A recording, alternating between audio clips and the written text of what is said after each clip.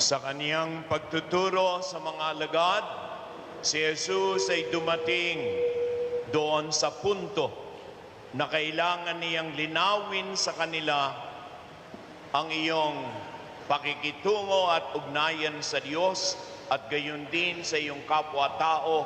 Ito'y hindi pwedeng hanggang sa mga panglabas lamang. Sapagkat yung panglabas ay madaling maging palabas. Tandaan, ang Diyos ay nakikita ang lahat. At sa katotohanan ng Diyos, ang tunay na pagkatao ni Numan ay hindi hanggang doon lamang sa labas, bagkos ito'y doon sa kanyang kaloob-looban nag-uugat. Kung sino ka, ito'y nasa kaibuturan. Ano ang nasa kaibuturan ng iyong puso? Iyon ang tunay na ikaw. Ang tunay na ako ay kung ano ang siyang naglalarawan sa aking loob, sa aking kaloob-looban. Kaya nga, ang halimbawa ng Panginoon ay napakaganda. Yung batas, huwag kang papatay. Sa batas ng tao, hanggang doon lamang, sapagkat yun lang ang nakikita ng tao. Kapag ikaw ay kumitil ng buhay, nasa iyong karahasan, yung kanyang karapatang mabuhay ay nilabag mo, siya ay pinatay mo. Iyon ang pananagutan mo sa batas ng tao. Hanggang doon lamang ang batas ng tao. Ngunit sa batas ng Diyos, yung pagmamahal mo sa kapwa mo, yung pagkilala mo sa kanyang dangal katulad ng sa iyo, yung pagtatangi mo sa kanyang karapatan, kung paanong gusto mo ang karapatan mo'y kilalanin ng kapwa mo, doon pa lamang sa iyong isip, sa iyong puso, ikaw ba'y muhing-muhi, ikaw ba'y galit na kung kakayanin mo lamang papatayin mo yung ugok na yon? Ako ba'y pumapayag na lumawig sa aking kalooban yung pagkamuhi sa aking kapwa? Ano't ang tingin ko sa kanya'y hindi siya tao, siya'y hayop. Ako ba'y pumapayag na gano'n na lamang ang paniniwala ko, yung mga taong iyan sa kanilang ginagawang masama, sila'y dapat, ito na ngayon, sila'y dapat patayin. Doon nagmumula yun. Sa iyong isipan, sa iyong kalooban, nadala ng kanilang pagkakamali para sa iyo. Wala na silang karapatan, dapat na silang puksain. Kaya ang tanong sa buong mundo, sa Pilipinas, ganun ba ang pag-iisip ng lahat? Na sapagkat yung kapwa mo dala ng karukaan, ayot nagdodroga, yan taong iyan ay hindi na tao, siya'y hanip, siya'y ipis, siya'y dapat nang mawala. Iyon ba ang dahilan kung bakit ganong kalaganap araw-araw? May mga pinapatay. Saan nagsimula? Mapatay man o hindi, ngunit naroon na ang alin. Yung maling-mali, yung pag-iisip na dala ng kanyang kamalian, siya dapat ng puksain. Ganon din, yung pakikiapid, yan ay isang bagay na tayong mga tao, batid natin ang katotohanan. Salaminin mo ang sarili mo. Ano ba ang tingin mo sa babae? Isang gamit na ang babae naririyan lamang para ikaw ay magpasarap, sa iyo'y magbigay aliw? Ganun lamang ba ang tingin mo sa tao? Ikaw ay may ina, ikaw ay may kapatid na babae. Anong tingin mo sa kanila? Kaya doon nagmumula, ano ba ang nasa loob mo pagdating nasa babae? Kaya ba pwede mo silang tingnan? At sa iyong guni-guni, sa iyong isipan, kung ano-ano ang ano. Minsan may lumapit sa akin, Monsenyor, yung taong iyon ay kinikilabutan ako kapag nakikita ko, kaya iniiwasan ko na magkasama kami. Sabi ko, bakit? Kapag tumingin po sa akin, para akong hinuhubaran. Ang malungkot, mga kapatid ko, eto, hindi nagtagal. Isang umagang umaga, may kumakatok sa akin sa seminaryo. Sino ito? Yung babae. Sabi ko, bait, narito ka. Madilim pa. Ako po'y ginahasa at ako'y iniwanan sa lansangan. At ang tangi ko pong nagawa'y lumakad hanggang dumating sa seminaryo. Sino ang nagawa? Yung tao na noon pa, nadama na niya. Masama ang iniisip tungkol sa kanya.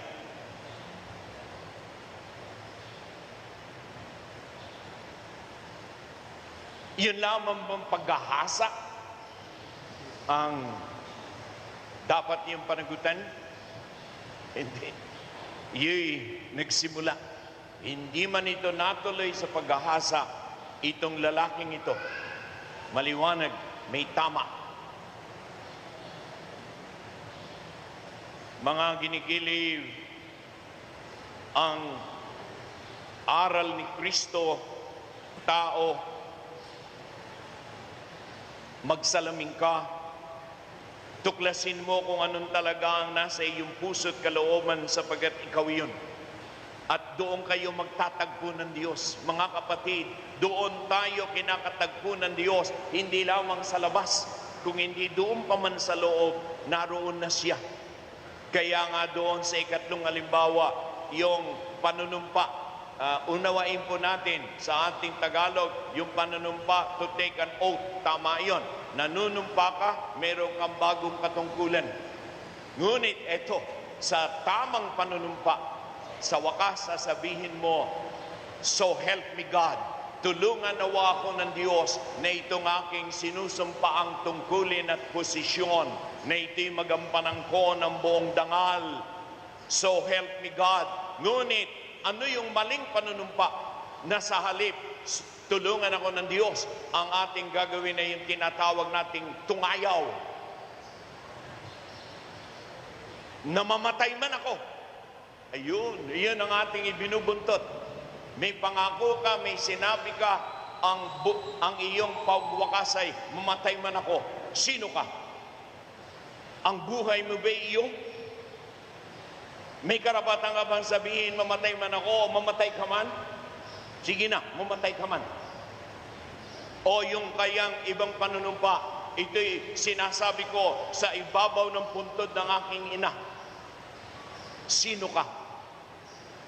Alam ba ninyo ang nasa likuran nung panunungayaw?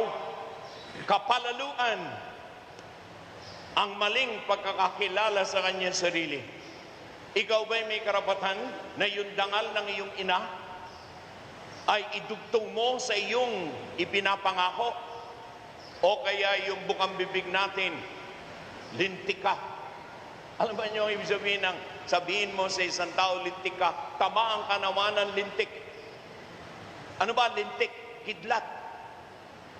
Alam natin, sa iba't ibang bagay natin basa, maski na ngayon, maraming namamatay, tinamaan ng kidlat. May karapatan ka ba? Sino ka ba? Kaya yun ding panunungayaw, putang ina mo. At iyon ang national slogan ng Pilipinas ngayon. Putang ina. Sino ka na yung ina ng kapwa mo ay ituring mong isang puta? Mga kapatid, si Jesus ay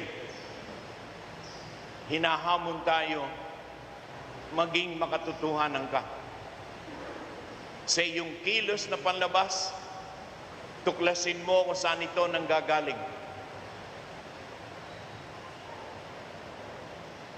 At mula sa loob, doon pa lamang, sugpuin mo na yung dapat sugpuin. Itama yung dapat itama. Huwag mong sabihin, ako na may nagsisimba, panlabas.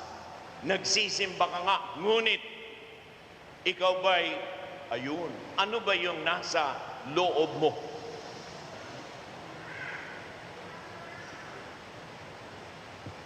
Ang ibig sabihin ni Jesus, maging totoo tayo. Tutuhanin natin. Tayo ba'y totoo sa Diyos? Tayo ba'y totoo sa kapwa? Tayo ba'y totoo sa ating sarili? O tayo ba'y nagbabalat kayo sa mga bagay na panlabas? Okay lang. Hindi naman okay. Hindi naman okay sapagkat matagal na na itong taong ito'y kung magagawa mo lang ay gusto mong isumpa, patayin, lukuhin. Iyon tayo. Kung nasaan at ano ang nasa ating loob. Sana, mga ginigiliw, yung ating batian, sumainyong Panginoon. Sana maunawaan natin ang kahulugan nito'y sana ang Panginoon ay kasama mo na sa puso mo, sa kalooban mo, kung kaya't doon. Kagandahang loob ang nagpapakilala sa iyo. Kagandahang loob, iginagalang ang kapwa, tunay na nananalig sa Diyos. Ang dangal ng sarili, ipinagtatanggol, minamahalaga. Ang may malinis na puso, ang may kagandahang loob, ang makakikita sa Diyos. Siya nawa. Amen.